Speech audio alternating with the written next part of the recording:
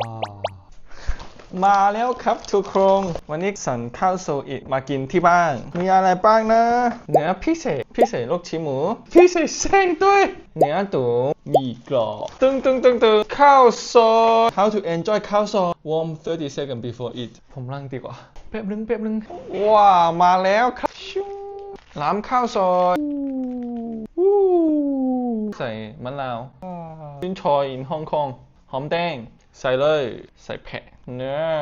อันนี้เกะยังไงอะไม่เป็นไรครับอ๋อลูกชิ้นหมูด้วยเนื้อตุ๋นของเขาเนื้อตุ๋นมีไขมันนิดหน่อยกำลังดีเลย so perfect อร่อยนิ่มมากครับเนื้อ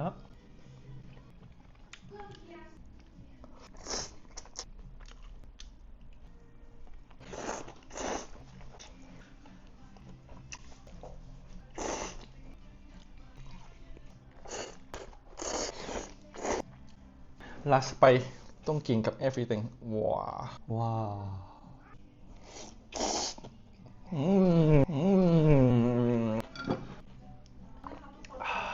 ลองสามารถกินดูแล้วครับวิอร่อยบ๊ายบายครับเจอกันคลิปหน้าบ๊ายบายต้องเก็บจังบ๊ายบาย